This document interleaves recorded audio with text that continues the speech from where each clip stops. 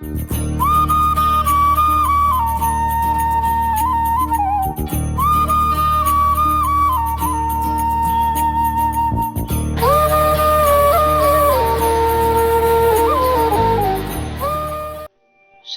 गणेशाय नमः।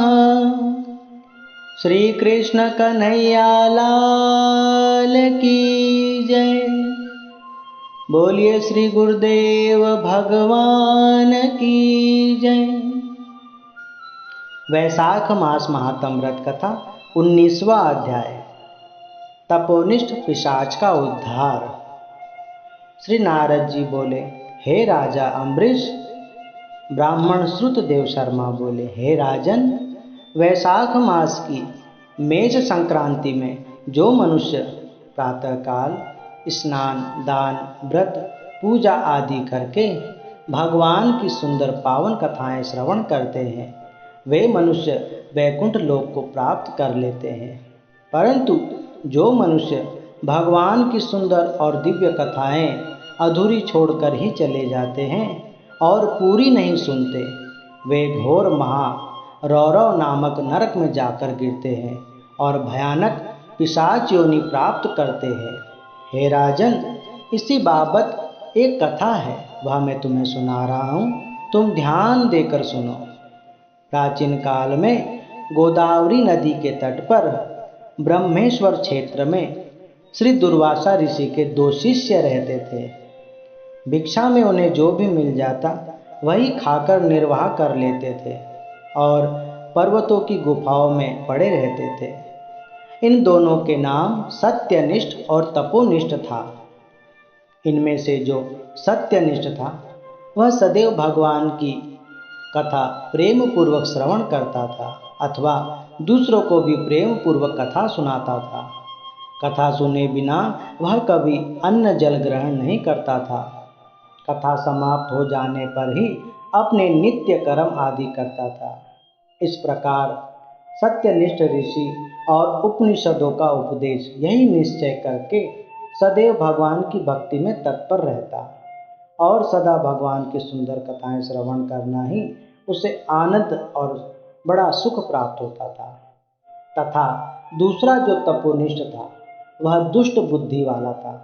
वह न तो स्वयं कथा करता था और न सुनता था और न किसी को कथा सुनाता था, अपितु होती हुई कथा को ही अधूरी छोड़कर चला जाता था कि कहीं उसकी तपस्या में विघ्न ना पड़ जाए। श्रोता और वक्ता के पास वो कभी नहीं जाता था। वह दुर्बुद्धि इसी प्रकार अपना समय बिताता, परंतु कभी भगवान की दिव्य कथा नहीं सुनता था। जब समय आने पर उसकी मृत्यु हुई तो वह कथा के दुराग्रह से छिन्नकर्ण नाम का एक बड़ा बलवान और भयानक पिशाच बना और उस भयानक पिशाच योनि में उसे अनेकों वर्षों बीत गए। अपने किए हुए कर्मों पर विचार करता और चित्कार करके रोता रहता कि इतना सुंदर जीवन पाने के बाद मैंने भगवान के प्रति अपना प्रेम नहीं रखा। इस प्रकार दुखी होते हुए भूख और प्यास से पीड़ित होकर इधर उधर भटकता रहता था। एक समय इसी प्रकार तीर्थ यात्रा करते हुए उसका गुरु भाई सत्यनिष्ठ उस स्थान पर आ गया।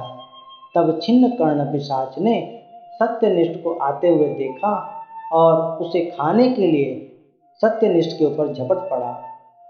बहुत प्रयास किया सत्यनिष्ठ को मारकर खाने का, परंतु उसके सारे प्रयास निष्फल हो गए क्योंकि सत्यनिष्ठ के तेज के सामने वह टिक नहीं सका। वह उसके सामने बेबस ही नजर आया। उसका कोई जोर नहीं चला और इस प्रकार अपने आप को भूख और प्यास से पीड़ित देखकर वह जोर जोर से रोने लगा। उसका करुण रुदन सुनकर सत्यनिष्ठ को उसकी ऐसी दशा पर दया आ गई और प्रेम पूर्वक उससे पूछने लगे कि हे भाई, तुम कौन हो और तुम्हारी ऐसी दशा किस कारण से हुई है, यह सब मुझे तुम कहो। अब तुम्हें कोई दुख नहीं होगा क्योंकि मैं तुम्हारे उद्धार का कोई न कोई उपाय अवश्य करूँगा। सत्यनिष्ठ के ऐसे वचन सुनकर वह पिशाच अत्यंत व्याकुलता से कहने लगा कि हे प्रभु, मैं दुर्वासा ऋषि का शिष्य तपोनिष्ठ हूँ, परंतु मैं सदा धर्म कर्म और प्रभु की कथाओं से दूर ही रहा। अपनी दुर्बुद्धि के कारण सदा संतों महात्माओं से भगवान की कथाओं, पूजा पाठ और धार्मिक कार्यों से दूर रहा। न कभी कथा श्रवण की, न कभी किसी को कथा सुनाई, और इस घोर पाप कर्म के कारण ही आज मृत्यु के बाद छिन्न कर्ण नाम वाला पिशाच होकर इस वन में दुखी होकर भटकता फिरता रहता हूँ। अब आप जैसे दिव्य संतों के दर्शन हो गए हैं, हे प्रभु, अब कृपा करके मेरा इस पिशाच योनि से उद्धार करिए। इस प्रकार त्राहि त्राहि कहकर रोते हुए सत्यनिष्ठ के चरणों में गिर पड़ा।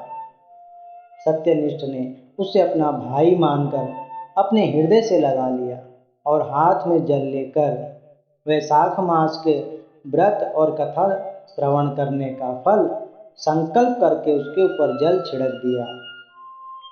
उसकी पिशाच देह पर जल पड़ने से तुरंत ही वह उस पिशाच देह से छूट गया और दिव्य सुंदर देह प्राप्त की, और बारंबार सत्यनिष्ठ के चरणों में प्रणाम कर रहा और उनका वंदन करते हुए उनकी वंदना करने लगा। फिर विमान पर चढ़कर वैकुंठ धाम को चला गया। ब्राह्मण श्रुतदेव शर्मा बोले, हे राजा श्रुतकीर्ति, वैशाख मास का फल अत्यंत फलदायी और सुखदायी है। उसके व्रत और कथा श्रवण करने मात्र से ही मनुष्य सभी दुखों से छूटकर मोक्ष प्राप्त करता है। इसकी महिमा जितनी कही जाए वह कम है। जहाँ पर भी भगवान का कीर्तन और हरि कथा होती है, वहाँ हरि सदा आकर निवास करते हैं। वैशाख मास महात्म बाबत तपोनिष्ठ के प्रेत उद्धार बाबत 19वां अध्याय समाप्त।